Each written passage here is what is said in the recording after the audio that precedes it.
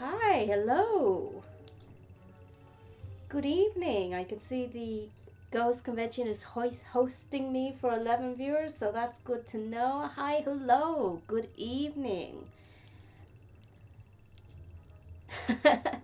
I'm no problem. There might be there might be a small delay on my side. I think there's maybe a minute of a delay between myself and the actual stream, but I think overall we're gonna be fine. So I'm gonna get started. I had originally planned to dress up for tonight, but unfortunately, for some reason, no shops in Ireland seem to be selling witches' hats. So I'm just being good old Anthea, your friendly storyteller for tonight. So sit back and relax, and I'm going to recite some stories, some that I wrote myself, some that I found online. They're just nice, short, sweet, and that oh so lovely spookies. And please chat away in the chat. You don't have to be quiet or anything. Please chat away. However, if you want to ask me a question or talk to me, wait in between each story, because then I'd be able to actually read and talk to you, because I want to be able to keep reading the stories. So I'm just getting my notes out. Now, remember everyone, this is all for a good cause, good for charity. So please, if you haven't already, please go ahead and, donate to the charity. I put the link there in the thing. It's a really good cause, and you absolutely should. So, let's get started with a very short little story I wrote called The Attic. In the house that I grew up in, we had a small roof attic that we never used.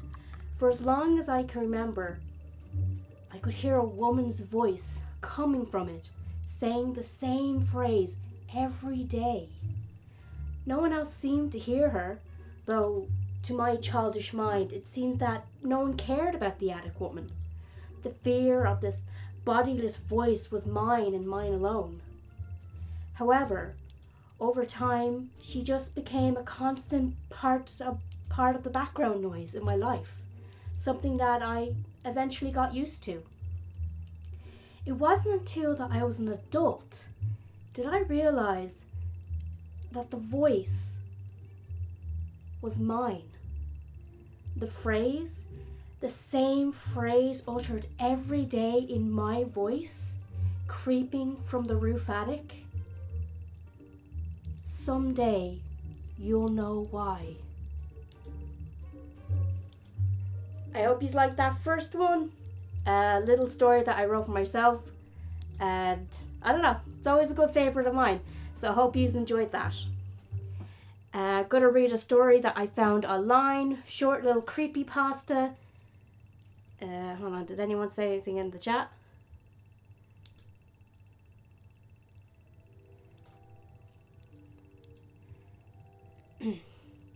Okay, so no one say anything in the chat. That's fine. I'm going to move on to the next short story. So this is The New Old House by Bolt to Hell 82. It's a username, obviously. We bought an old house, my boyfriend and I.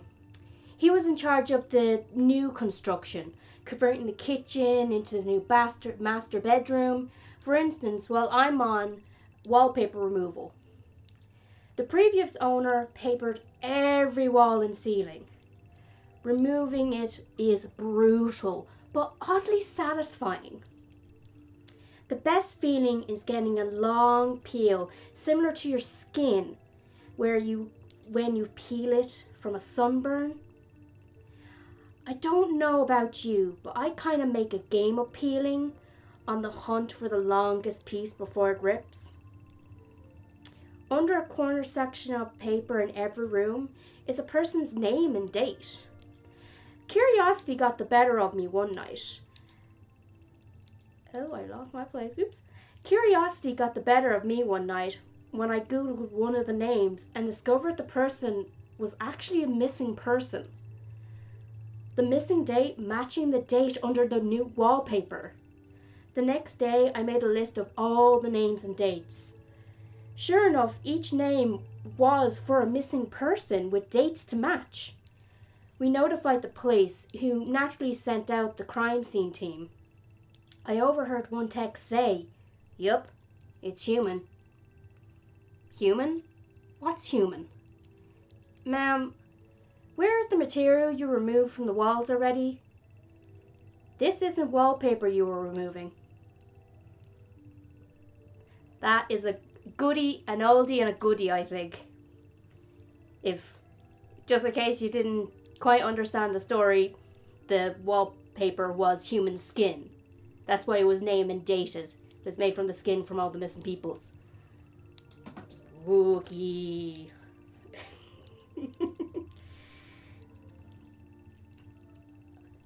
Hopefully I have enough now for, I have enough stories for all the night. Okay.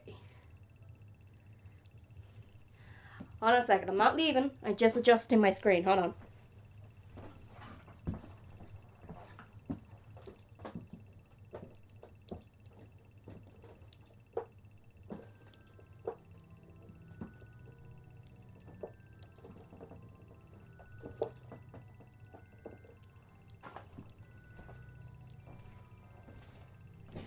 Sorry, I'm back. Just adjusting my screens. Oh yeah, my skeleton. These were art. And this is just a deer skull that I found. Anyway. So. This story, I didn't technically write it. But I remember it being told to me as a very small child and then repeating the story over and over again. So it's not quite the same story as it was, but I still think it's a really good old, it's one of those stories that you tell on a sleepover when you're a kid, you know, one of those type of old stories. So, this one I don't have written down, I'm just going to be reciting it. Okay. This story is called, or at least that's the name I learned of it, was I'm on the First Floor. Little Katie and Susie were having a sleepover, and they were just so excited. They'd been waiting for years to be allowed to have a sleepover. And then finally, on Katie's 9th birthday, their parents both said yes, and finally they could have a sleepover. So they lived in an apartment complex. So they were on the 5th floor. So there was a 1st floor, a 2nd floor, 3rd floor, 4th floor, and a 5th floor. So the girls, so excited, they were up nearly all hours of the night. Pillow fights, eating sweets, watching movies, and of course telling each other very scary stories. Now, I forgot the other girl's little name, but I'm just going to call her Lucy. I know the other one's called Katie, but we're just going to keep going and pretend I didn't mess up. Lucy had a doll that lived in her room. Now, Lucy didn't like the doll, but it was a family heirloom from her grandmother, so obviously she couldn't get rid of it. And any time grandmother came over, she had to keep it in her room and keep it on the prize on top of the cupboard where the doll could look down on her as she slept. And that's just how grandmother liked it. But Katie hated that doll, possibly more than Lucy ever did. And on that sleepover, when they were finally just so tired and just couldn't stay awake anymore, it was time to go to sleep. But Katie couldn't stand the sight of that glassy-eyed, porcelain-faced doll looking down at her from the top of the cupboards. And she decided that as soon as once Lucy had turned over and was snoring so softly, that she was going to take that doll and toss it out the window. And this, when she says out the window, I mean out the window. That doll fell down 5 stories. Down, down, down, down. Bang!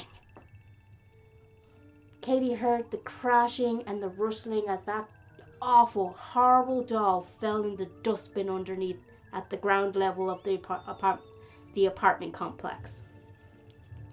Thankfully, no one else heard it, but Katie could not be more satisfied with herself.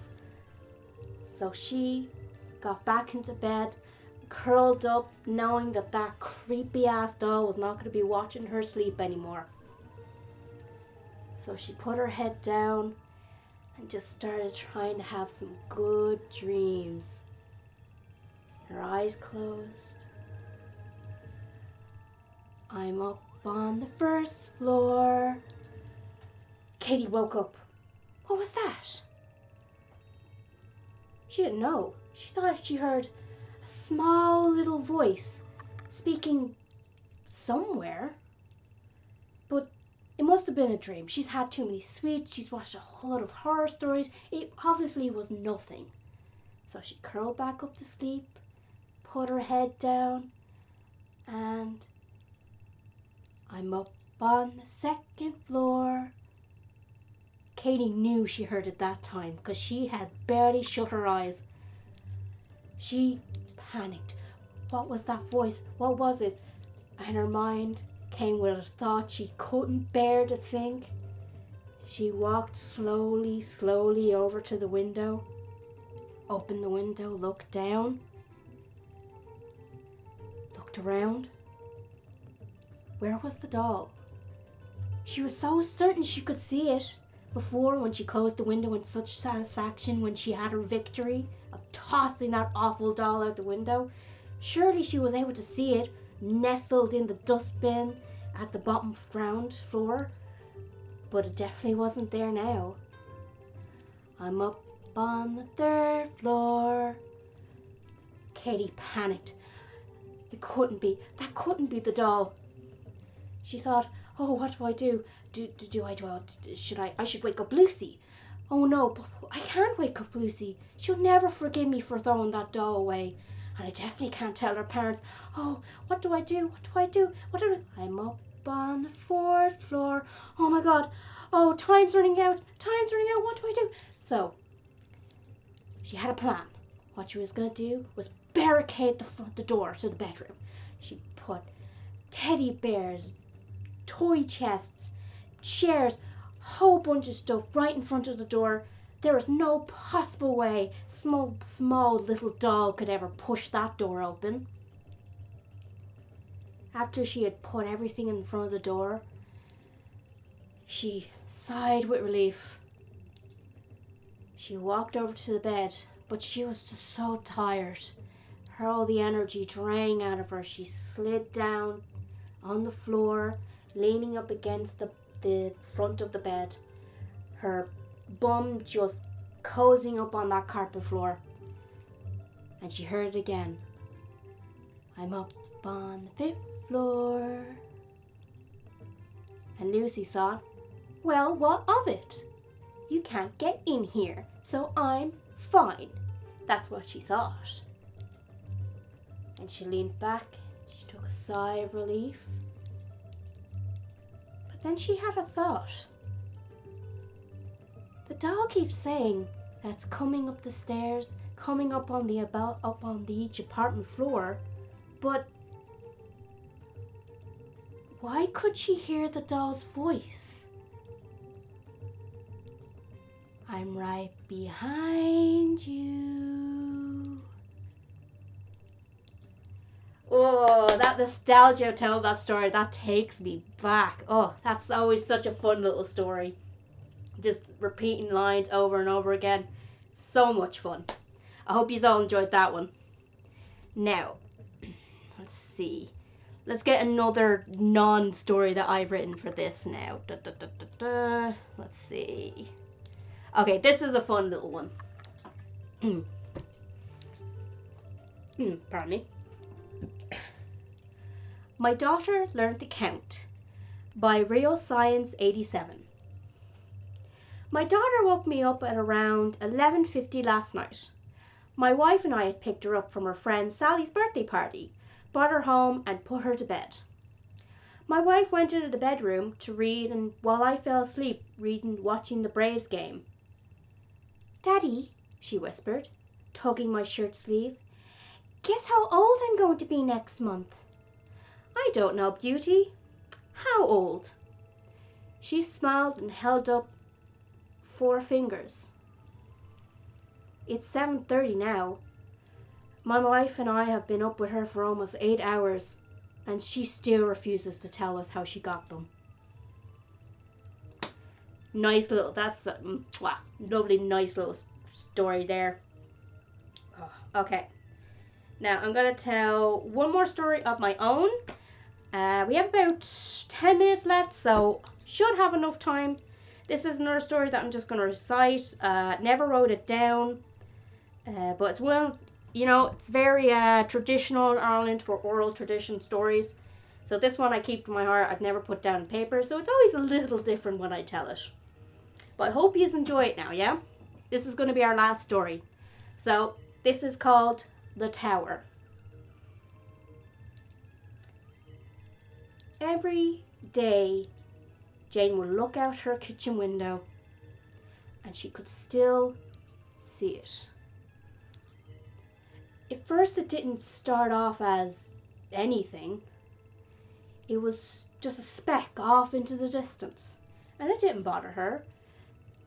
She thought maybe it was just a speck on the window. It was hardly nothing to worry about. But every day it got a little closer and a little closer, and no matter where she was, she could still see it. She sat at her kitchen table, cup of tea in hand, and she asked her friend, "Can you see the tower?" Her friend looked at her puzzled. The tower? Yeah, the tower. When you look out that window, can you see the tower?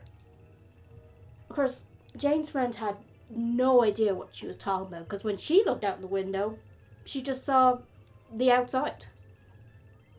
But when Jane looked out the window, out in the distance, still fairly distant, but now she could see its shape, its definition, and she knew she couldn't lie to herself of what it was a big stone tower. And every day it got just a little bit closer to her. No matter where Jane went, if she went to the town, if she was on a train, she was driving, she went to the park for her runs that she loved so much, she could always see that tower off in the distance. It was haunting her. It was hunting her. She didn't know what she was supposed to do. What do you do in a situation like this? She tried describing the tower to a friend. Maybe that would make her see it. But her friend just got more worried. She didn't understand. What tower?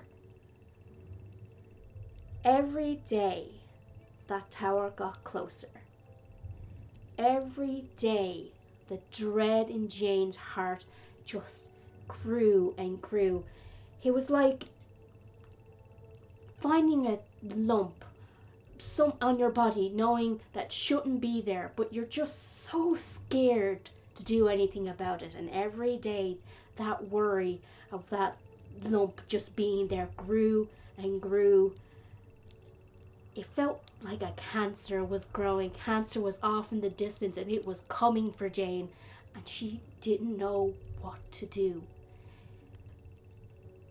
So one day, when the tower was about maybe a couple of miles away from her, where all the details of the stonework, the moss, that slightly too dark of a grey colour of the stone, she could see it practically perfectly. 20/20 vision. She just didn't know what to do, seeing it in so much detail, feeling it looming over her so far in the distance, but just so close. Jane went for one of her runs. What else could she do? She loved to run. They always cleared her head. They made her help to figure out what she was supposed to do in her life. And I think running and running, because no matter what direction she ran, that tower was always ahead of her. She broke and she decided, I can't keep looking at this tower anymore. She closed her eyes and she just ran. And she thought, if I can't see it, I can just run and run and run. And maybe when I open my eyes, it just won't be there anymore. Maybe I'll finally have outrun it. So that's what she did. She ran. She just ran straight on the tarmac ground of that park lane. Running. She felt the pressure and pain in her lungs, screaming to take a breath, slow down. And her mind going, you're going to fall, you're going to trip. What are you doing? But she just kept running and running and running, and her steps, bang, bang, bang, bang, until the sound of her feet slapping that tarmac changed so suddenly. Because it wasn't tarmac no more. No, she didn't feel the feel of man-made tarmac under her feet. No, she felt the tough grit, the tough gravel of so ancient stone that made her feet slip also slightly, because they were always just so slightly wet from rain that never came. And she kept running because she knew if she opened her eyes, she could not bear knowing the thought that what was around her no longer was ahead of her, but surrounded her, and her feet steps echoed. They couldn't be echoing. She was out. She was out in the wild. Why were they echoing? But they echoed and echoed and echoed as her feet hit down on hard, cold stone. She felt herself trip, but she caught herself. She wasn't going to stop. She wasn't going to let this tower win. She began running upwards. She was running upstairs. But when did she hit stairs? Where did these stairs come from? And she was running and running, and her feet were pounding on those cold stones. And she went up and she went up and she went up, and her breathing was ragged, and she was so tired. But she couldn't open her eyes, because she knew if she opened her eyes, that was it. That was the end. It would be the end of her, and she could not bear the thought. And she ran, and the cold stone froze her bones, but she kept running and running, her feet hitting the stone. Empty air. She no longer was hitting ground. She was falling. Why was she falling? Where was she? Why was she up so high? Why was she falling? And she fell and fell.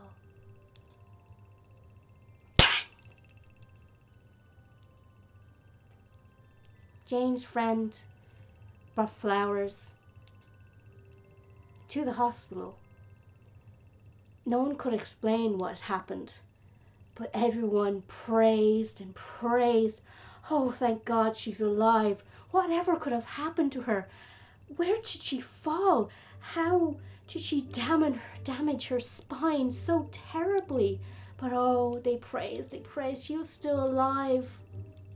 Jane's friend came into the hospital room and offered Jane the flowers, and Jane just said to her, as she sat in that bed, paralyzed, unable to move, her eyes looking off outside her hospital window, "Hey, can you see the tower?" The end. Oh, I love telling that story. It's just so much fun. I hope you guys enjoyed it. I love telling that story so much. It's always just so much fun. Look, we only have like 3 minutes left, so I'm gonna say that was a successful stream. Filled in everything. We did not have any open air, I don't think. So I really hope you guys enjoyed that stream, and I really hope you checked out the link to the charity. You know, if you haven't donated yet, please do. Also, if you want to check out any of my links, my shops, my socials and all that, here's my link tree. So you can pretty much get all my links from here. You want to follow me in places, please do. This is the first time I've actually streamed in months. But like, this has been really fun, and I think I'm going to try and get back to it. I usually do just do art streams, but I might try to do more of these storytelling streams, because this was a lot of fun. So yeah, everyone, thank you so much for joining me. If you have we have about like 2 minutes left, so I don't know if I should log off yet or not. Yeah, so yeah, well, like, look, we have like a minute left, so if anyone has like a random like thing to say or random question, say it now. But like, I had loads of fun. Thank you all so much for sitting in.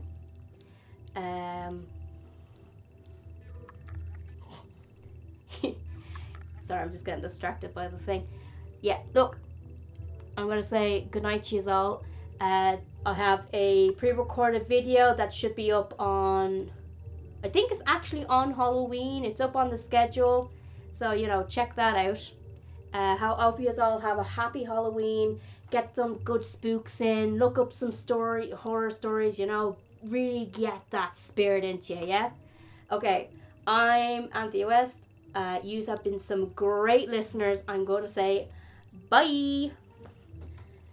I have to scramble around you to turn it off, but you know, bye.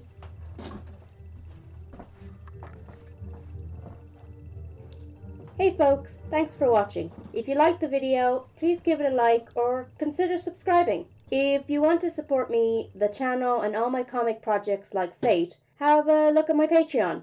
Fate crew members get Fate pages before anyone else, shop discounts, exclusive art, videos, and behind the scenes work of all my projects like scripts and character designs. I also stream Mondays to Fridays at 9 p.m. Irish time over on Twitch, so I would love to see yous there.